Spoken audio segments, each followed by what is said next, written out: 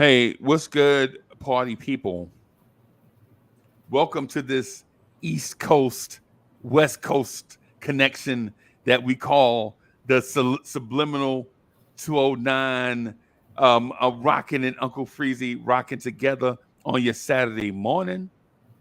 We coming through, we trying to do a video for our loyal YouTube viewers and our Patreon folks, our patrons, right? And what we're gonna do is Subliminal 209 is gonna toss about two, three, maybe four subjects out there. We're gonna do a deep dive into them based on what we think is the direction of Leon Rose, right? And so it's raw, no intros, no side stuff. It's just us getting straight to the point, right? Sub, whenever you're ready, go ahead and tee us off with the questions, and we'll rock just like that. So the direction of the front office is to bring in stability. They tried it with the older vets, and now they're trying it with younger vets. They gave Julius Randle a 4-year contract, 117 million. They did it also with Mitchell Robinson when he finally earned his second contract. They gave him a 4-year, 60 million. Also, they brought in another point guard, which we've been needing for forever, Jalen Brunson, 104 million for the 4 years. And then we brought in Isaiah Hartenstein, 2 for 16, and we re-signed Jericho Sims for the 3-year, 5 million and some change. So I like that they picked different positions of need, starting unit, point guard, power forward, center, backup. I mean, I like that. So that's what we're going to talk about. All right. So you want to talk to the fact that they gave long-term deals to people that they thought were going to be key pieces going forward. Young yeah, right. And the fact that it shows that they understand that having chemistry and stability is just as important as having talent. Correct. Right. So what I want to get to is the Mitchell Robinson contract first, right? Okay. All right. So first of all, the Mitchell Robinson contract negotiation was contentious. You and I, even on the Knicks after party Thursday nights at 11 with your host Cully and Subliminal 209, man, make sure y'all check that out. We spoke about that there, where we felt like it may have not been fair to Mitchell Robinson, and also speculated that they may trade Mitch at the trade deadline. Remember those conversations? Yep. And what happened was Mitchell Robinson ultimately got a contract which is a higher market value than his peers that do the same thing, right? So it wasn't as much as Jared Allen, right? Okay, it wasn't. Jared Allen got what, 5 years, 100 million? I think, I'm not sure. Something like that, right? So he got about 20 mil a year, but it also wasn't a lowball offer like Robert Williams, who got like what, 13 mil a year, something like that. Right. So I think by offering Mitch a little bit more than market value and giving him, say, 4 years, I think what it sends, the message that it sends to New Yorkers is that they're interested in team chemistry and they buy into the upside of Mitchell Robinson, especially with the upcoming additions. The contract to no, well, let me what do you think about Mitch? What do you think? Are you thinking the same thing? Or do you think Mitch finally got an agent that negotiated well on his behalf? I'm thinking that contract was well deserved, that they liked him, from I'm not going to say from the jump, because there was kind of a rift between Tibbs starting Noel and then starting Mitch. Mitch was obviously the better player. Noel showed out during playoff time. He earned that contract. So what that told me was that, they appreciate what you bring to the table. They appreciate the hustle. They appreciate all those intangibles. If you're willing to go ahead and wait when the time is right, they will pay you what you deserve or even more, a bump. Because a lot of people didn't think that Noel's deserved that much money, with that second contract. Now, the other thing is, that he's like you said, market value above market value, and all those things that he brings to the table. He's that tips guy, that guy that is that rim defender, rim protector, those types of things. So it just tells us if you're patient, we will pay you if we feel like you're the long-term solution. And it wasn't a 2-year deal, it was a 4-year deal. So they see him there for the long term, not just another revolving door. Right. That's interesting, bro. Because you heard those rumors that a lot of other teams wanted him. There was the Pistons, there was the Charlotte Hornets. There was rumors that he was going to go to those types of guys with young point guards that all he had to do was catch oops, and he didn't have to kind of like elevate his game. But what's slick about that whole move was the front office sent Duran to the Charlotte Hornets, took them out of the equation, and then sent Noel's to the Pistons too. So it kind of just took those guys out of the game. And paid Mitchell Robinson what he, deserved from what he brings to the table. Okay. So, yeah. I'm actually thrilled with it. I thought Mitch was going to be gone. He has a lot of, social media. I would say a lot of shade, right? A lot of immaturity, I would say, on social media. So I thought that with having 5 or however many agents, that he was just out the door. But I'm glad that we paid him. It might have been a little more, but hey, this is the New York Knicks. We overpaid for guys anyways, though. So at least we kept one that we drafted, and he was in house. And to me, he's one of the better, rim defenders in the league. Right. No doubt. I'm sorry about that, man. The Patreon thing doesn't seem to be going according to plan, but we're gonna ride anyway. Okay. All right. So it says something like set up my live stream account. Okay. All right. So set up to such and such and such. I just want to make sure that we're doing this. That we're doing this the right way. I don't want to schedule.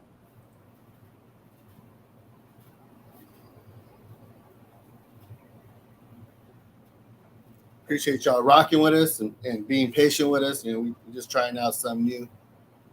Yeah, just trying something new, y'all. So we're gonna have some trials and errors. So yeah, man. Okay. We couldn't schedule. Okay. All right. So let me redo. All right. So I'm just working on something real quick. Okay.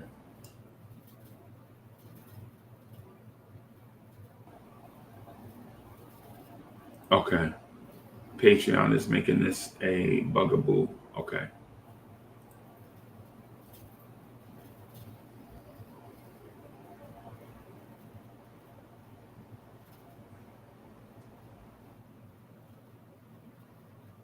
Just give me a split second, man. I'm sorry. No, you good. I'm sorry, y'all. So let me salute some cats in the chat while Unc's over there. We got Andrew College, salute. We got Pudge Nice, Savage NYC. And then we got some more that popped up earlier. Yeah, man. Rodolfo, JG10 RKN. Yeah, is that that's probably Jay Giant. Okay. Yeah, that's Jay Giant with a different screen name. Let me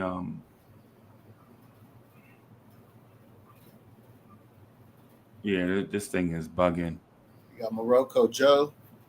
What it do, fellas? Yeah, Morocco Joe in the building. What's good? Rocco. You got Coach. Coach is in the building. Yeah, what's good, Coach? We got the realist Knickerbocker talking about I'm looking like Klay Thompson. Yeah, that's Chill Town. What's good, Chill Town? What's good with you? Yeah, I got that chameleon. You know what I'm saying? That's why I'm too smooth because I get adapt to any look. You know what I mean? Yeah, man.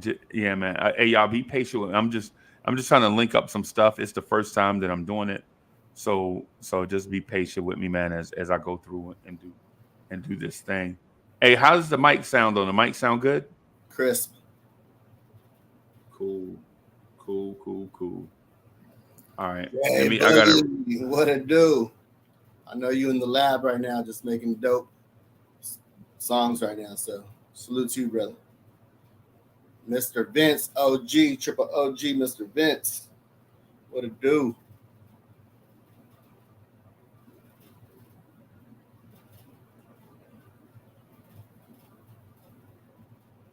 Yeah, man. Pretty soon we got 2 weeks and maybe in some change before they throw out the season schedule.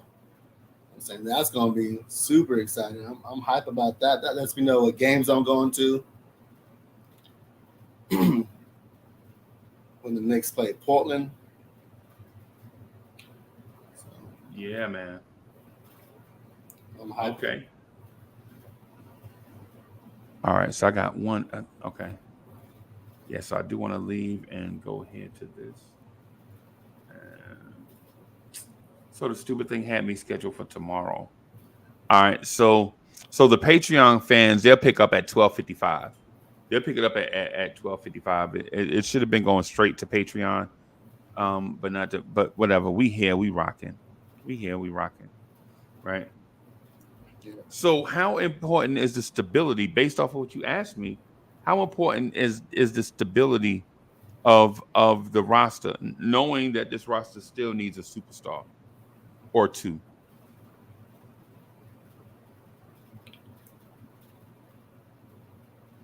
Yeah, but for the meantime, they could build chemistry. You know what I'm saying, for the meantime, they could figure out who the closer is.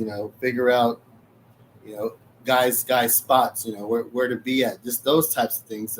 The timing.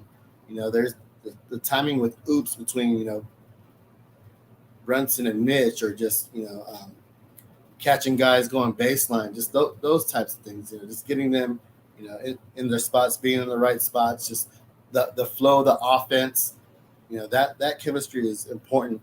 And now we have a guy that can orchestrate the offense. It's going to be real nice, to watch these games. Right. Not to mention, just the accountability. Who's just people falling in line, knowing their place. It's going to be a different type of a look that we haven't seen in a while. I'm gonna say all the way back to 2012, 2013, the old Melo, Raymond Felton, Rasheed Wallace, Kenyon Martin, Jason Kidd, all those guys knew that they were going to play spot minutes here and there, but they knew their role. They knew a role. Mm-hmm. Yep. They were veterans in it too. They prepared their bodies accordingly. They were old vets though. Now we have young vets that are going to be together for a while. So I'm just happy about that. I'm just tired of that, that whole laundry list of players and young lottery bust, and having the training wheels on. Now everybody's seasoned. These are all seasoned, proven vets. We got Rando coming from a MIP. Rando being an all-star. Right. Just all these guys are on the up. No one's really declining. They still haven't hit their ceiling. So right. They're only going to make. Right, and what I was just going to add to it is, and no weird, and so we won't have any more weird contract negotiations for a while. You know how that could be a distraction to a team. You feel me? You know what I'm saying? Like such and such is bound to be a free agent at the end of the season and blah blah blah.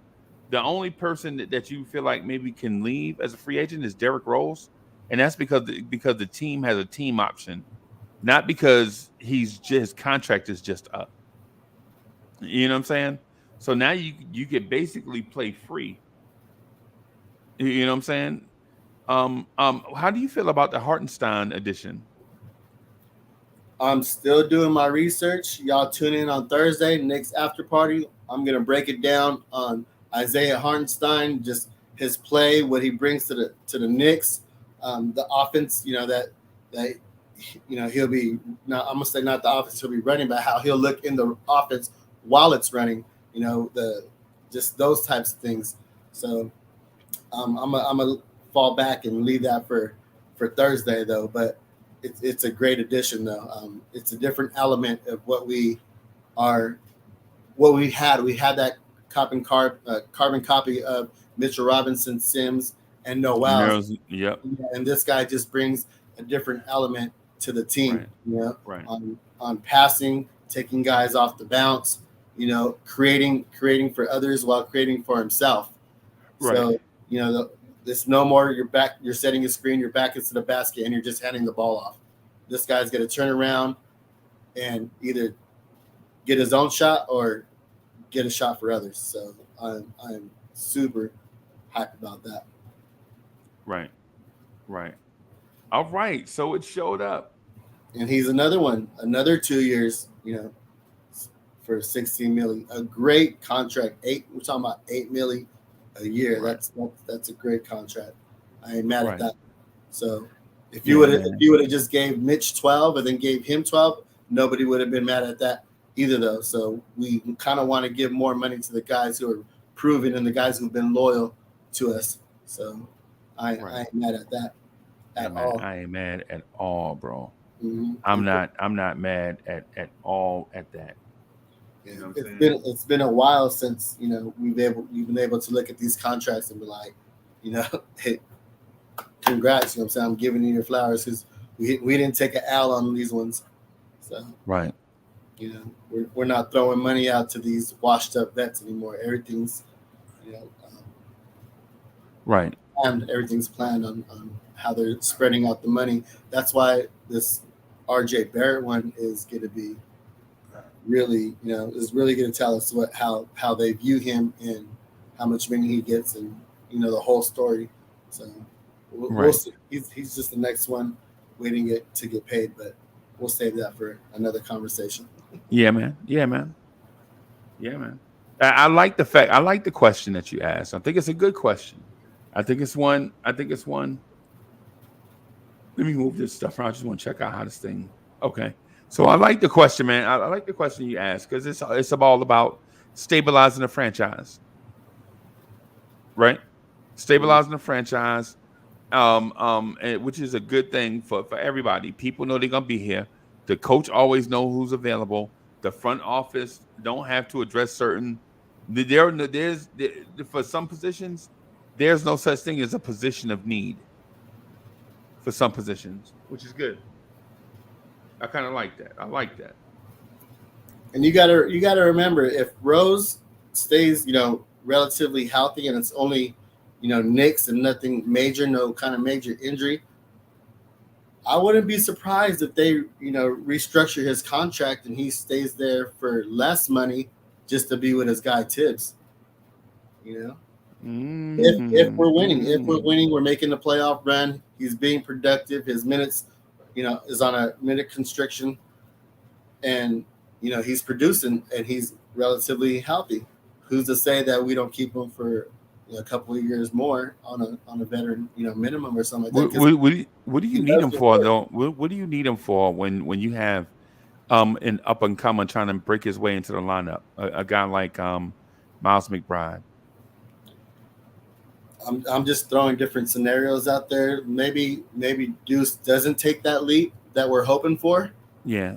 Maybe he's still that young, shy kid that really hasn't, come out of his shell.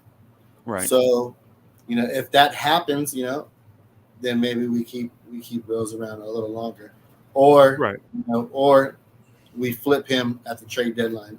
I don't know, but I'm just kind of just looking. McBride or Rose? Rose. Okay. If Rose isn't.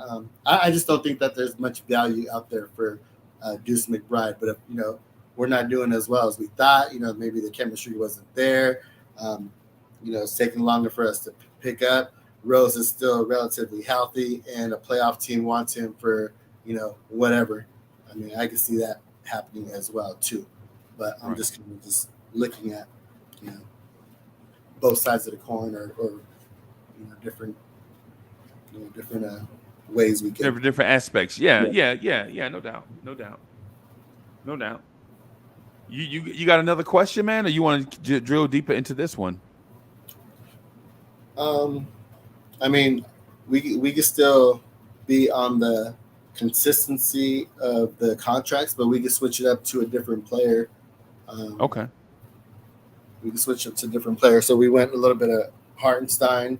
I mean, Jericho's another one, 3-year, $5 million and some change. Right. He's one of those young ones that was on a 2-way contract from the G League, learning from the old man vet Taj, one of our best fundamental vets, guys who know the guy who knows how to set screens, box out, do all the dirty work, stay on his feet, get out of foul trouble. Just, he picked up a lot. I want to say he picked up a lot from Taj, So that was kind of the reason why they were comfortable with letting Taj go and giving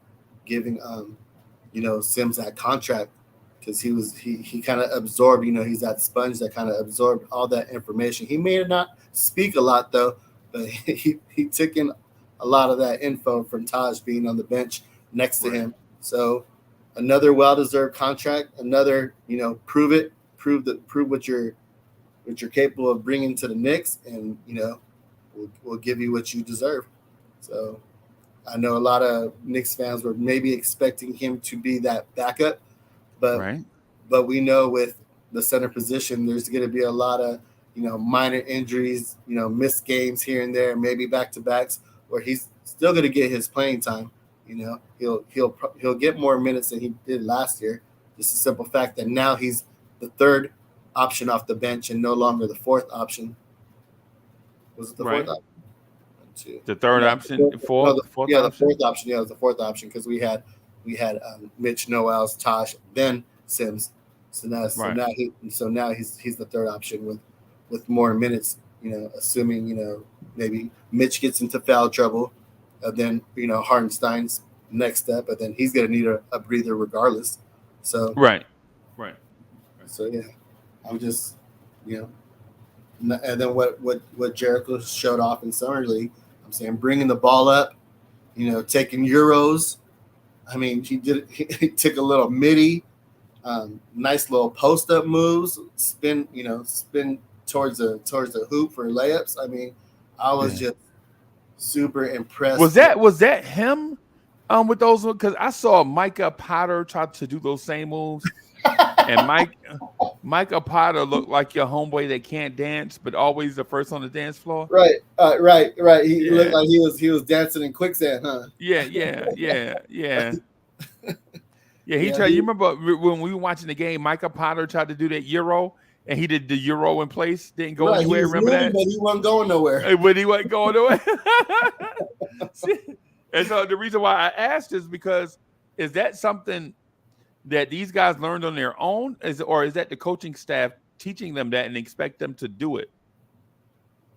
I think it's it could be a little bit of both, or maybe you're playing around at practice, going one-on-one against a different center, then they're feeling comfortable, practicing, at practice, and then they showed it off during the summer league. So where you should try it out, because I mean, it don't really matter whether you mess up or not, but I just like the confidence that he was able to go out there and do those types of things. Then he could just fix those minor tweaks and then clean it up a lot, because on that spin, he should have spin with the ball across his chest like that. Then laid it up instead of spinning with the ball so high. Right. So those are little adjustments you can make. Or when he was posting up, he faded away, like I mentioned, and that kind of bails out the the defense. defender. The Yep. defenders And what he should have, and to your point, with that post up move, he gave away his pivot foot. So when he spent the first time giving away the pivot foot, now having to shoot a fadeaway, if he'd have kept his pivot foot, he could have pump fake and reverse pivot and had an easy layup on the box by himself. Exactly, but he did it like that the next time though. Yeah. So he learned though, and that's what I'm saying though. Like it's trial and error. You mess up one time, but you go back to the lab, you look at the video, or you just have that mental. You just know it from what you did. I messed up that time, so this is what I got to do next time, and it showed that he's capable of learning from those mistakes. So that's what I like about Jericho Sims. You know. Yeah, man. Ultimately, what is he? What is he though? Oh, we know he's a backup. Right. Is he a third stringer? Depending on who's on the roster. Okay. You know what I mean? I see his upside as higher than that. I think in a few years I could see him being an NBA starter. Right? Not right now. But he does so many different things well that his flaws get exposed because he don't clean out. He don't end possessions well, right? Like how you end the possession is by a made shot or a rebound, right? That's how you end a possession. And so what happens is while he rebounds well, he doesn't end possessions well, right? Like he might get a rebound one trip down the floor, but one trip down the floor does not equal a possession. You can have 2, 3, 4 possessions on one trip down the floor because the other team might get an offensive rebound, reset the shot clock, come back out. And so what I'd like to see him do better at is on that one time he gets to clean the glass. It's one of those things that Julius Randle don't get credit for. His exceptional defensive rebounding. That goes a long way to your defense. You know what I'm saying? I was gonna say the same thing though, because they're not on the floor together enough, and that's what Julius Randle does is get those defensive rebounds. With Jericho Sims out there, he boxes those centers out. He clears the paint and gets them out the way. So a guy like Julius Randle can go in there and get those rebounds. He may not get the rebounds, but he's clearing the paint for somebody else to get those boards. It's just he needs more help on that side of the the court, because you got to look at who's on the defensive end with him. It's Obi Toppin, the guy who's leaking out. Oh my god! You know what I'm saying? God. You know what I mean? Though so you got to take that into consideration on who he's on the court with when he's clearing out the paint. You know what I'm saying? If he had somebody else helping on those boards, it would be a lot easier. Yeah. I almost vomited just now when you said rebounding and Obi Toppin at the same time. Yeah, man. Yeah, man. And the same thing was in Summer League too with Farron Hunt out there on the perimeter. Farron Hunt's not a 4. Yeah. And I know people want him to be a 4 because he played the 4 in college. But Obi Toppin played center in college. So what does that tell you? Right. This is a man's league, so yeah. What you played in college is not what you're going to play in the NBA. Right. Yeah, man. So I'm frustrated about Obi and his rebounding. We talked about that for so long. Like with all that athleticism, you could just time those oops. You just fly in there like you do dunks. You know what I'm saying? Like you do oops. You catch oops by timing. You do the same thing off of grabbing boards. I'd go over there and I'd talk to Dennis Rodman on the off season and be like, "Hey, Dennis, where did you see? How did you see that ball? What bouncing off the rim? What angles did you take? What side of the hoop were you on? Or when someone's on this side of the hoop, what side of the hoop are you on when they shoot? Like it's something that you gotta own your craft. You gotta master that craft on timing. Right. But he already has a step ahead of everybody because he has that leaping ability to just jump over everybody and just snatch them out of the air. Yeah, but with great rebounding comes great hustle. Right. But he's showing that he has the hustle, that he has the stamina, that he's always, you notice he's always moving around. If he's out on the corner for a three, he's pointing for the baseline. If they don't catch him on the oop, he's sitting there on the block waiting for the post up. If they don't catch him right there, he cuts it back. He goes back out to that corner. So he's always in motion, doing something. Right. So he has that ability in him. Now it's just the mentality of just going out there, that dog mentality. That's my board. You know what I'm saying? Like when Melo's out there, he'll take that board from somebody else. Mine. I'm saying that's mine. Right. You got to have that mentality where all those boards, once they're in the air, especially those long threes, when somebody's shooting threes, those are those long boards that are going to be in the air for a minute. You know what I'm saying? So, right. So that's where he has to position himself on knowing, who the shooters are. If the guy's out there and he's known as a catch and shoot player, get yourself in position to go snatch that board. Right. That's all I'm saying. Yeah. Right. Okay. Yo, that was 31 minutes. Yeah, I know we could go. That was 31 minutes, man. I kind of knew it was gonna go. Oh, I didn't want it to go over because you know how you try to be respectful of people time. You got a few more minutes for a few more questions. I'm good. It's not even hot yet. The sun's coming out right now, but yeah, I'm good. We can rock out. Okay. Somebody said you look like Klay Thompson. I mentioned that. I don't see it. I don't see it at all, bro. I've been called a lot of different people, but I'm good with that. I've been called a lot of names, and a lot of them were not flattering. You know what I mean? Yeah. Yeah,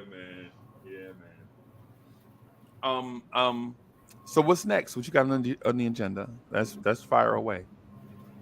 Okay, we talked about Mitch. We talked about Hartenstein. You want to get into Brunson? Because Brunson deserves a deep dive. I was going to do a deep dive for a Patreon only, and I keep saying Patreon. It's a Patreon, but I was going to do a deep dive for Patreon only. But I mean, if you want to break one down here, I don't care. I like what Jalen Brunson brings to the table. I like the contract. I like that it's a descending contract, right? I also like the fact that they address the position of need with a guy that's not 52 years old. Exactly. I think a lot of Knicks fans are excited about that.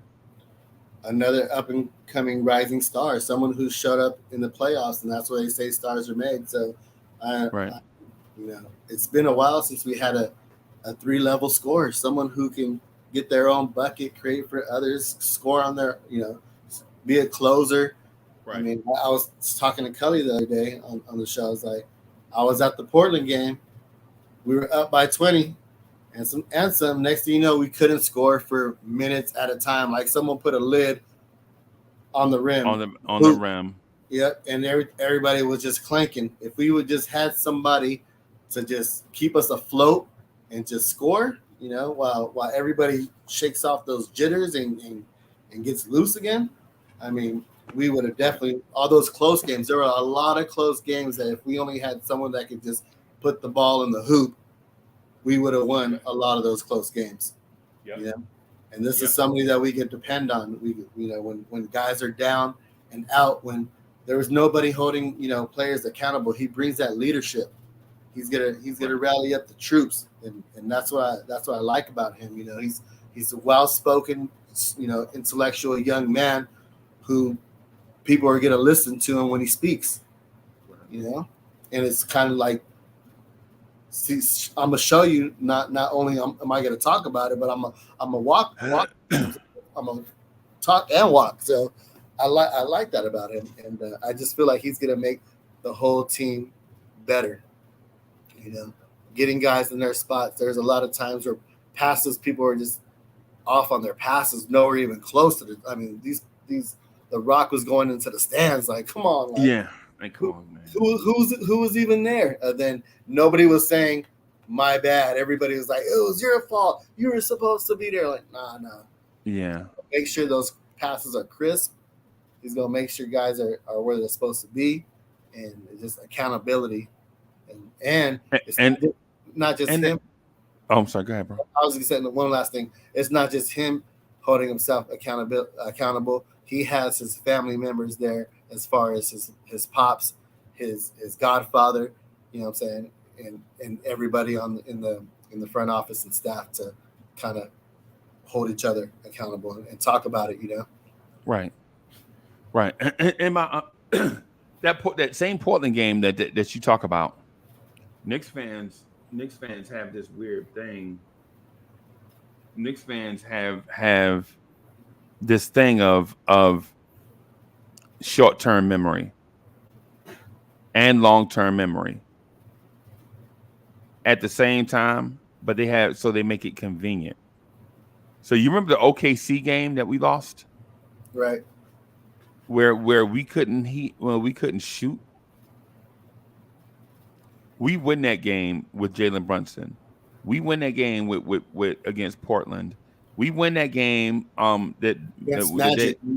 We yeah, against all those young teams that were outrunning us. You know what I mean, because now we have a point guard that could set the tempo.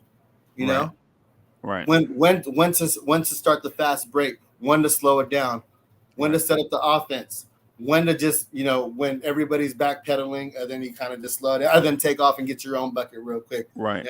When Understanding time and score. Yeah.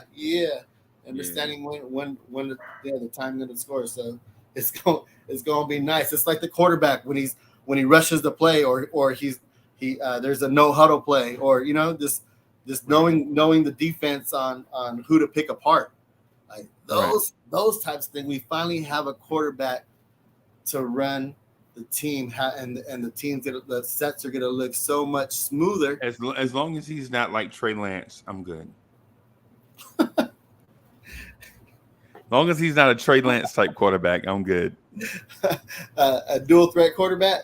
Yeah. Well, no. He's a dual purpose, because I don't know how much of a threat he is yet. Who you guys got again? Justin Fields? Is that your man? I guarantee Trey Lance has a better season. I think I might trade him for Jimmy G right now. I'll send Jimmy G that way. Here you go. Now, and so the point the point that me and Sub are getting at is there are a lot of games that the Knicks could have moonwalked to a victory, right? But not knowing, you know who's the worst at it? Quickley. It's in a 2-possession game. The other team is going on a run. Right? Like maybe we were in a 4-possession game. Now it's down to a 2-possession game. And instead of valuing the ball and maybe looking for Obi in a mismatch close to the rim, Quickley jacks up a contested 3 from 26 feet and misses. And they go down and hit a 3. And now it goes from the 9-point game to a 2-point game when you had a 5-point lead and all you had to do was take the ball to the basket, get fouled, and knock down free throws, the easiest shot in the game. You know what I mean? Mm-hmm. So it's like yeah, but who was holding him accountable for that, huh? It wasn't Tibbs, bro. It wasn't Tibbs or anybody on the court. Right. You know what I mean?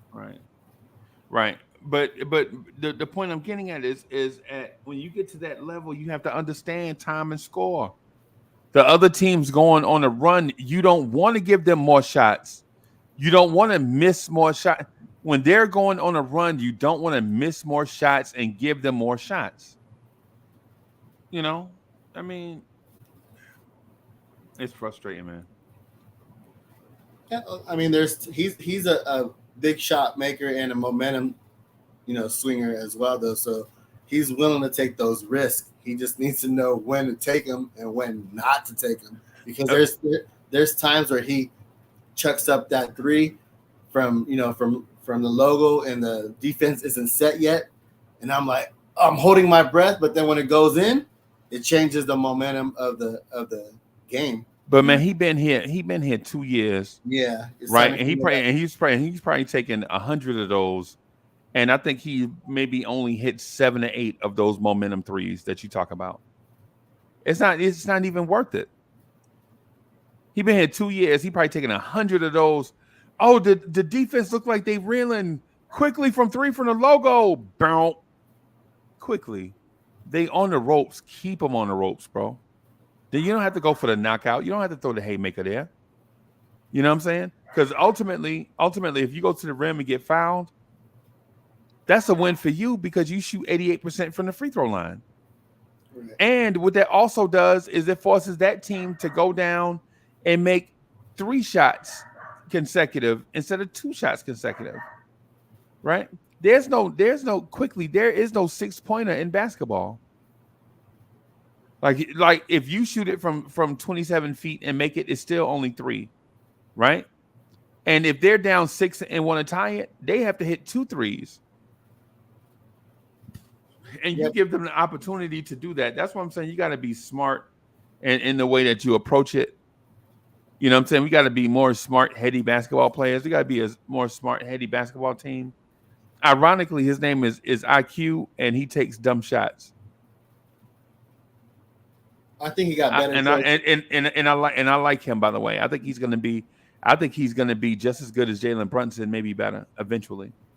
Yeah, I think he got better towards the end of the year because there was towards the end of the year he was hesitating to take those. You saw his foot like lift up like he was gonna take that shot, and then it went back down, and then he kind of set the offense up. And then the other thing was he was going to the cup and finishing like using the glass, going off balance. Creating the contact, getting to the line. A lot of the times in the beginning, he was just driving all the way to the cup, stopping and kind of looking for the outlet to who to pass it to. At that point, it's too late. You're saying he went all Immanuel Quickley on us. Yeah. He went all Quickley on us. Oh, boy. Yeah. But, I mean, like, I know I saw the growth. I saw him getting better as the year went on, and he was kind of just in his own head on when to take it to the cup, when to pass it, when to take those trays, and when not. So I feel like he'll have better decision making next year. Yeah. When did you give Quickley his contract? So he's not even due this year. He's due next. I mean, I'm saying he's not due the 2022, 23. He's due 23, 24, right? Right. Yeah, I'm not rushing nobody.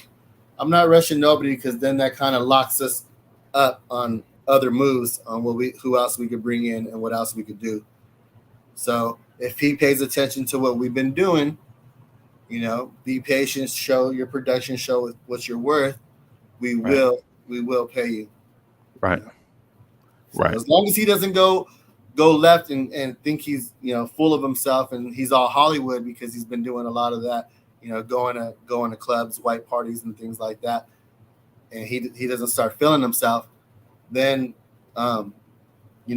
maybe at that point they feel like he's just not, like Knicks material, Knicks part of the Knicks, family, because we're trying to build a culture here where everybody is team oriented, and high character guys, and that was the reason why we first brought him in. And why we brought in, Brunson, why we brought in a lot of these players, because they were high characters as far as drafting it. So if he starts changing his ways, then maybe they don't see him as a long-term Nick. Right. I think he got a super chat, bro. Oh, did we? I apologize. I'm horrible at looking at the chat. So Parrish Duggar, salute to you. Appreciate the super platter chatter. Quickley is a haymaker taker. He did start hitting. Yeah. I agree with you. Yeah, later on in the season. Yeah, we touched on that briefly, like later on in the season he did. Yeah, but our frustration is that the time and score thing has to be a part of his ultimate decision making. Right? When you down by 2, you down by 2 and you fought your way back into a game, you don't need to take a 3 there, right? Go to the basket and try to tie the game up, or go to the basket, get fouled, hit your free throws. And if you're lucky, you'll draw some contact, hit your shot, and get to take the lead from the free throw line. Right? But when you go down, it's deflating for a team. It's deflating for a team to come down by 2 after they dug themselves out of a hole, come down, miss a long 3. The other team takes that long rebound, fast break the other way, go back to the rim, and then they take the lead. Now they grow the lead. They're up by 4. Now you got to continue to fight, or they come down and hit that corner 3, which is a dagger nowadays, and they're up by 5 when all you had to do was take the ball to the rim. Or they get fouled and one and hit the free throw, and now they're down by 5 too. Yeah, so now you're in a 5 point deficit, trying to climb out. Who's to say you don't score on the way back down, and they score on the way back up? Now you're deflated because you're down 7-0. So yeah, I get you. It could go either way. Either you get to be the hero or not. Yeah, so you don't have to play hero ball all the time, like you said. Just stay in the game. Keep your hands up and just keep throwing them jabs. You ain't got to go for the haymaker all the time. So I like that analogy. Huh? Right, just stay in the fight. Don't defend yourself. You know what I'm saying? The other team, you're gonna have a hard enough time because the team is defending you. Don't take your own self out of the game. Right? Like I saw the what game was that early in the season last year? And Nerlens Noel took a corner 3, and I swear it still make me mad. But at least he took it. We've been seeing Mitchell Robinson shooting threes in videos every summer, and he still ain't took one. So come on. You down by 3. You kicking out to Nerlens Noel to top the game early in the season last year. Who passed it to him? I blame it on the passer. Well, who do we blame for everything? Julius Randle. Randle, kick it out to him in the corner. Go ahead and take it, man. No, don't go ahead and take that, man. No, don't go ahead and take it. And look, and it was an air ball, and he shot the air ball with confidence, right? Man. He shot the air ball with confidence, and I understand when he was going there. You got to be able to stretch the defense. Everybody on offense has to be a threat. I get that. And even if he makes that shot there, what did we really accomplish? We tied the game up. That's it. Because you don't want Nerlens Noel thinking all of a sudden he can shoot corner 3s. All of a sudden he Klay Thompson. Yeah, all of a sudden. Yeah, you don't want Nerlens Noel. Because first of all, we still concerned that Nerlens Noel can't catch. Frying pan hands. Yes. So, yeah. Yeah, man.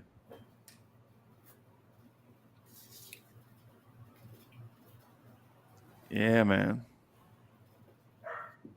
So what else you got? What else you got? You want to get into some more Brunson?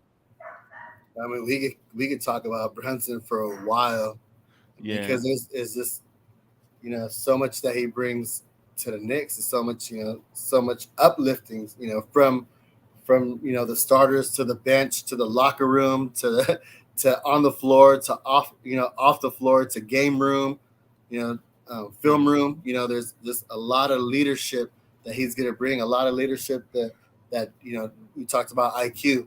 He's taking those shots, Deuce, building up that confidence. I mean, I feel like Brunson is finally going to be that point guard who explains to everybody on what to, the point guards on what to do and where to be and what to see in the do's and don'ts of the game, where I don't feel like Rose or Kemba, definitely not Peyton. No, definitely was that guy, because he was that guy at the end of the bench. So I was like, oh man, I hate him. Right. Oh man, why he got a jersey? Yeah, right. Yeah.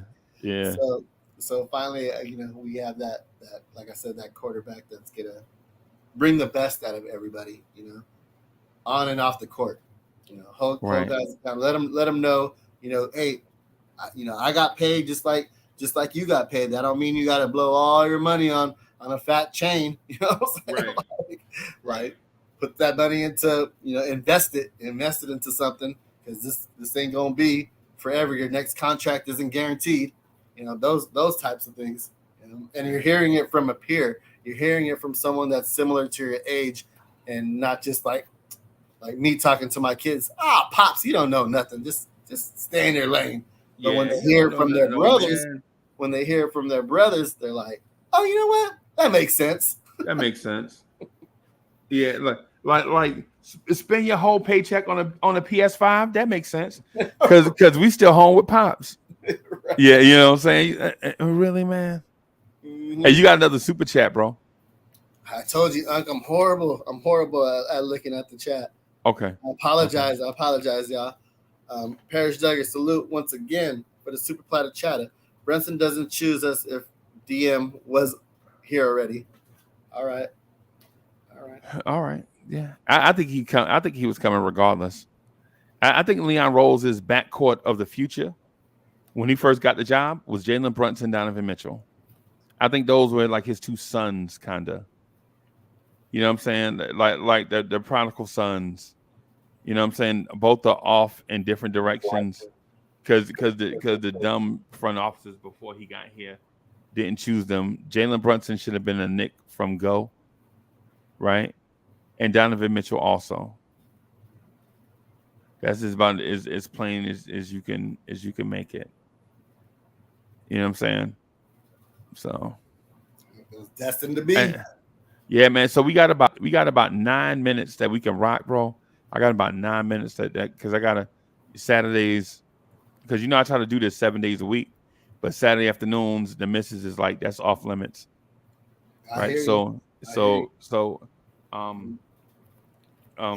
what you got one more? You got one more question you want to get into, or should we just break down? Should we not get into a topic? Save those for a later time, right? Since it's gonna be a long summer anyway, and then just talk about the young core conundrum. Yeah, let's You talk about the young core conundrum. Let's save our topics. Yeah, let's do that. Okay, all right. So we do have a young core conundrum. For one, it's too many kids, right? It's too many kids. You can't develop 11 kids all at once. That's ridiculous. Knicks fans, come on, man. Not if you want to be competitive. Not if you want to be competitive. Right. Not if you're talking about being competitive the next 3 or 4 years, right? And if you're talking about being competitive the next 4 years, you should not have re-signed Julius Randle and you should not have signed Jalen Brunson. That's just as simple as I can make it, right? Because the thing about it, and I know you're going to need some vets. So if you're developing, I wouldn't mind keeping one vet in the starting lineup and one vet off the bench, right? Like if you're going all in on the kids, I wouldn't mind keeping Fournier and I wouldn't mind keeping Derrick Rose, right? But every other position, it's got to be a kid, right?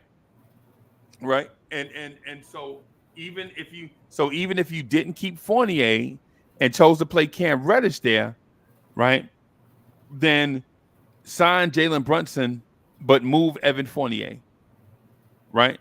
And I don't mind you having a veteran on the floor, but you got to let these kids play, right? These kids be wanting to play, and you got to get them in high leverage situations where they can get better. Because the thing about it's just like school. You don't know how smart your kids are until they take tests, right?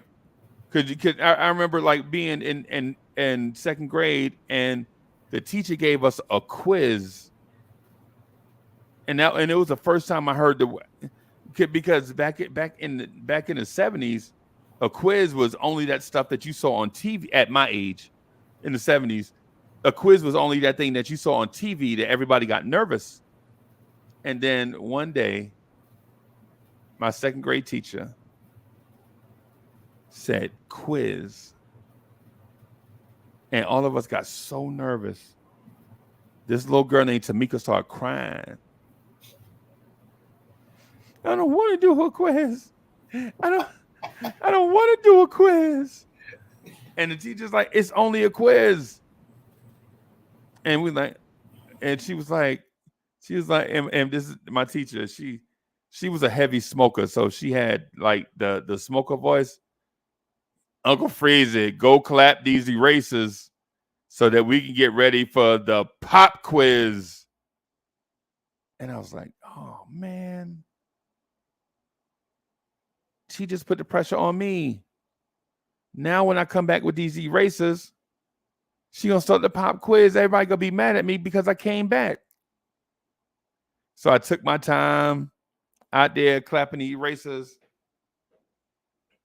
And Paris Duggar, this is probably a little bit before your time. You probably don't know what it's like to have a blackboard and some chalk because Paris Duggar is a young fella. He don't know nothing about whiteboards and all that stuff.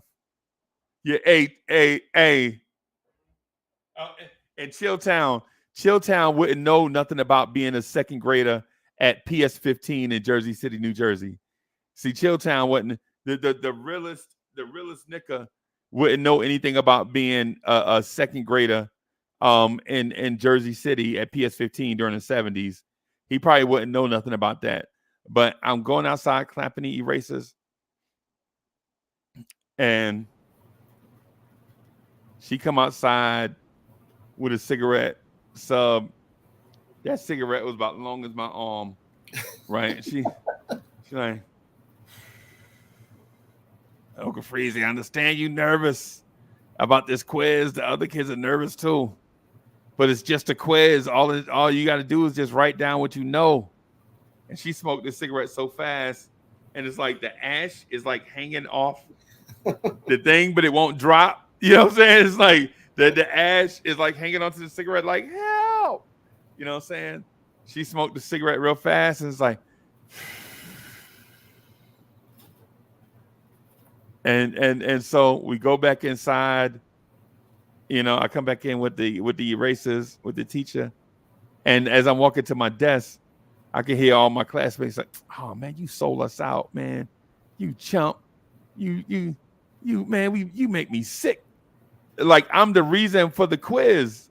And she was gonna do the quiz regardless, right? Right. So we get the quiz, people crying, all this stuff. She tests us. I think I wound up getting like 85 on it. The quiz. So the quiz is like 20 questions, bro, and all of them are easy. It's like, what word has the letter Z? And the sentence is, the quick brown fox jumped over the lazy dog. You remember that? Did y'all have that? The quick brown fox jumped over the lazy dog. All right, so the quick brown fox jumps over the lazy dog, right? And what word has the letter Z? And I'm so nervous, I write the word quick. No one is lazy after. And I get to think back. I'm like, oh man, what was I thinking? So let me, Paris Duggar, real quick. Paris Duggar says, you're right, Freezie. Next year, you are where next year is. Okay, all right. And the realest nigga, thank you for the generous contribution. The realest nigga asks, what's the roster for the start of the season? I'm not for sure, but what I will say is this. The point that I'm getting at with these kids is, in order for them to get better, they have to be tested, right? And not always external tests, but internal tests, right? Immanuel Quickley needs to get pushed by Miles McBride for those minutes. Because if Quickley thinks he's just a guy and Miles McBride has no chance, what are we keeping Miles McBride around for? Because the point guard situation is Brunson, Rose, and Quickley, right? And if Miles McBride is to get in that mix, he's got to do something.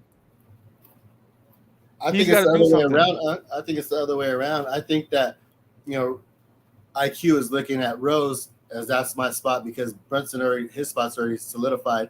Then Montero is looking at Deuce's spot. Like, I need to get onto that roster. You know what I mean? Right. So yeah. Then Deuce is looking at IQ. Like, right. I need to get over there. So yeah, okay. That's kind of like the pecking order. So it's 5 point guards in play. Right. And the other thing is that the summer league was that quiz. The summer league was that test. You know, some guys stood up to the plate, and some guys, and some guys you didn't. know, yep. And like you mentioned before in a previous live stream, Miles McBride played awfully well in that summer league. When you go back and look at his numbers, now there were things he should have taken advantage of. He didn't.